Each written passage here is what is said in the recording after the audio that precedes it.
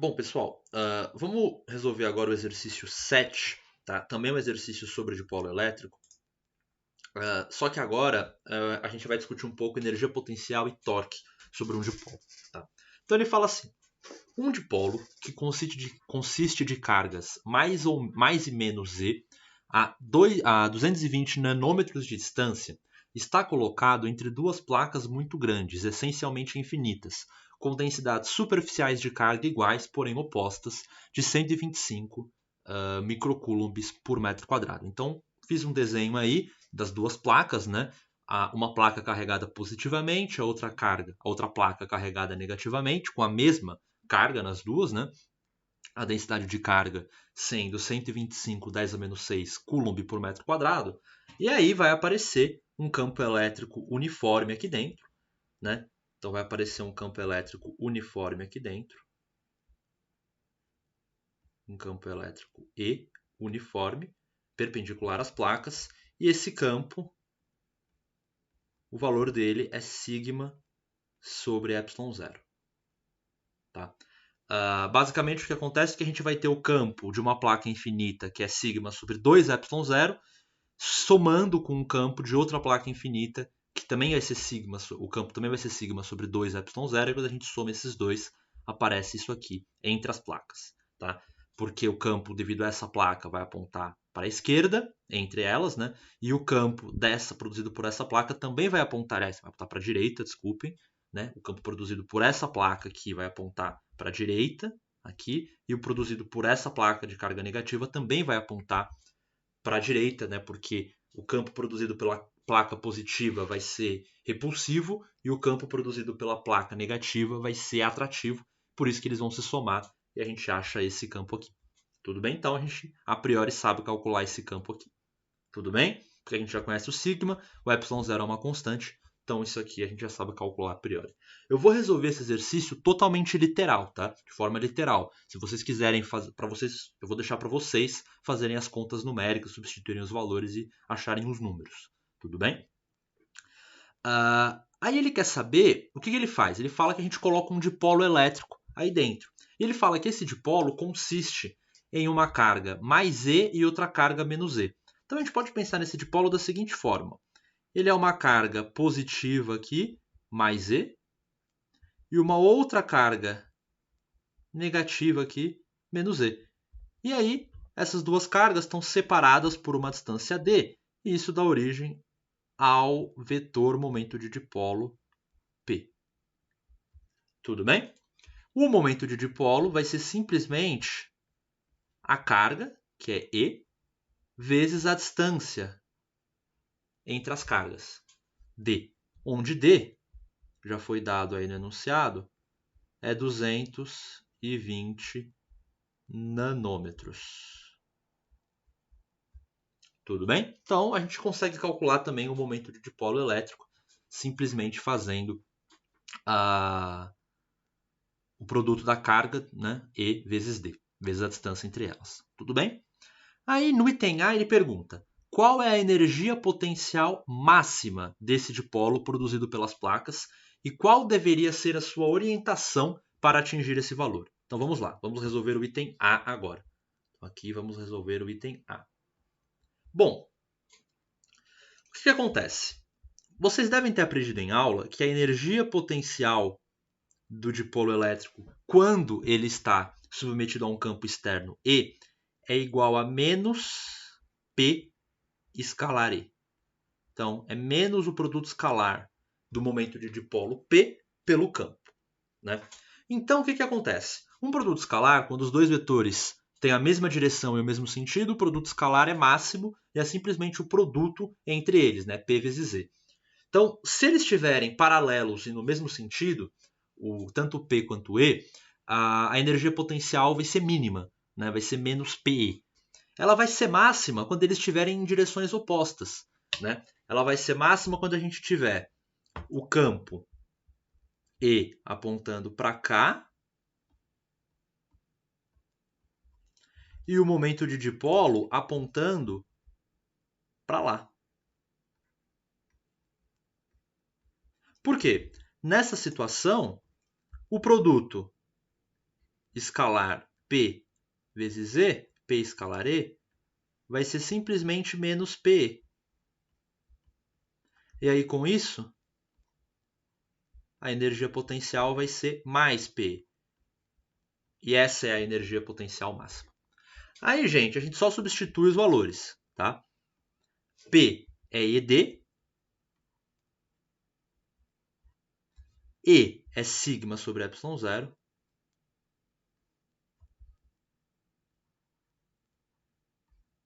e é isso aqui. Então essa é a energia potencial máxima e a orientação é que o dipolo tem que apontar no sentido da placa positiva, né? Ele tem que apontar, ele tem que ser paralelo ao campo elétrico, então ele tem que apontar no sentido da placa positiva. Tudo bem? Então, só substituir os valores aí, a gente conhece o E, conhece o D, conhece o sigma, conhece o ε0. Se você não gosta de trabalhar com ε0, você pode lembrar que K, que é o 9, 10 a nona, é igual a 1 sobre 4πε0 e aí fazer a substituição. Tá? Eu não vou fazer as contas, deixo para vocês. Muito cuidado com as unidades, tá? Não esqueçam de converter a distância de nanômetros para metros, então tem que aparecer um 10 a menos 9 e tudo mais. Tá? Então é só fazer as continhas. Vamos para o item B. No item B, a gente vai fazer uma discussão sobre o torque. Né? Ele pergunta assim: qual é o torque máximo que pode ser exercido sobre o dipolo e qual deve ser sua orientação em relação às placas para atingir esse valor?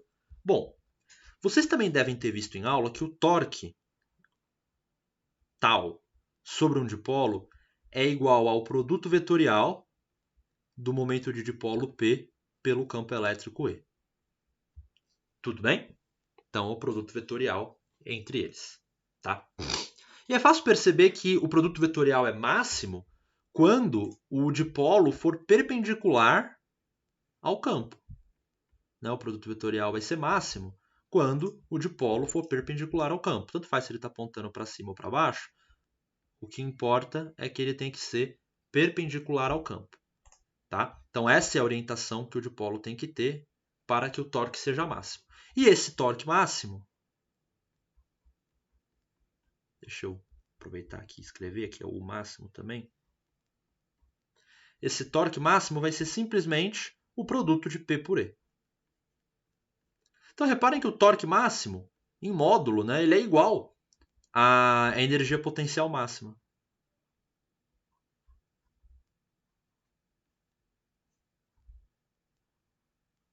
Mas reparem que quando a energia potencial é máxima, o torque é nulo. E quando o torque é máximo, a energia potencial é nula. Né? Isso é uma propriedade aí interessante de sistemas que oscilam. Né? E no fundo é isso que acontece. Quando você coloca um dipolo num campo elétrico, na verdade não. O que acontece, na verdade, não é um sistema que oscila. Se o campo elétrico oscilasse, seria um sistema que oscila. Mas a ideia básica é que é um sistema que tende a se alinhar é um sistema em que o momento de dipolo tende a se alinhar com o campo elétrico. É como se fosse, a gente poderia fazer uma analogia entre uma agulha de uma bússola se alinhando com um campo magnético para apontar para o norte, por exemplo. É uma ideia parecida. Tá? Inclusive existem equações para o campo, para o momento de dipolo magnético, que é uma coisa que a gente vai ver mais para frente no curso, que são muito parecidas com essas equações que a gente escreveu aqui para o momento de dipolo elétrico. Tá? Então, esse é o item B do problema. Tá? Reparem que o valor é o mesmo que a gente calculou no item A. E aí, para terminar, no item C, ele pergunta qual é a força resultante exercida pelas duas placas sobre o dipolo. Bom, esse é um exercício interessante e eu vou mostrar para vocês de uma forma muito simples quanto que vale essa força. Tá? Então vamos considerar aqui o dipolo. Então deixa eu desenhar o dipolo novamente. Né? Eu vou desenhar a carga negativa, a carga positiva aqui. E eu vou desenhar a carga negativa aqui. Tá? E existe, obviamente, um campo elétrico apontando nessa direção, uniforme. Tá? Bom, a gente sabe que a força elétrica que atua sobre uma carga, ela é a carga multiplicada pelo campo que atua sobre ela. Se a carga for positiva, a força vai ser paralela ao campo, né? Vai ser na mesma direção do campo. Se a carga for negativa, ela vai ser na direção contrária. Então, olha o que acontece. Sobre a carga positiva, vai aparecer uma força F apontando para a direita. Enquanto que sobre a carga negativa, vai aparecer uma força F apontando para a esquerda. E essas duas forças são iguais. Como essas duas forças são iguais, quando eu for calcular a força resultante sobre o dipolo, essas duas forças vão se anular e a gente vai obter uma força resultante nula. Tudo bem? E isso é uma coisa geral sobre dipolos em campos elétricos. Sempre que você tiver um dipolo em um campo elétrico uniforme, a força resultante sobre o dipolo vai ser nula. Isso não significa que o dipolo fique estático, o dipolo pode girar, né? Lembra que se a força resultante é nula, isso significa que o centro de massa do sistema fica parado, mas o sistema pode rotacionar. E de fato a gente percebe como essas forças atuam em linhas de ação diferentes, isso pode gerar um torque sobre o sistema e fazer ele girar. E a gente já discutiu no item B que existe esse torque, que o torque é dado pelo produto vetorial entre P e E. Tá? Mas voltando à discussão do item C, o ponto importante aqui é o seguinte: sempre que você tiver um dipolo elétrico imerso num campo elétrico uniforme, a força resultante sobre esse dipolo vai ser nula. Porque essas duas forças aqui, ó, essa força e essa força, elas vão se anular, né, dando origem a uma resultante nula. Porém, se o campo elétrico não for uniforme, isso significa se o campo elétrico aqui, na carga negativa, for diferente do campo elétrico na posição em que está a carga positiva, aí essas duas forças não vão ser iguais, né? E aí a resultante não vai ser zero. Então, para que apareça uma força resultante atuando sobre um dipolo, o campo elétrico não pode ser uniforme. Ou seja, deve existir um gradiente do campo elétrico para que o dipolo experimente uma força resultante não nula. Tudo bem? Então, esse era o exercício aqui para a gente discutir sobre o dipolo. Aconselho vocês a fazerem essas continhas aqui para os itens A e B. O item C, a resposta é zero, a gente não precisa fazer nenhuma conta. Tudo bem? Se vocês tiverem qualquer dúvida, vocês têm o meu contato, vocês podem me procurar.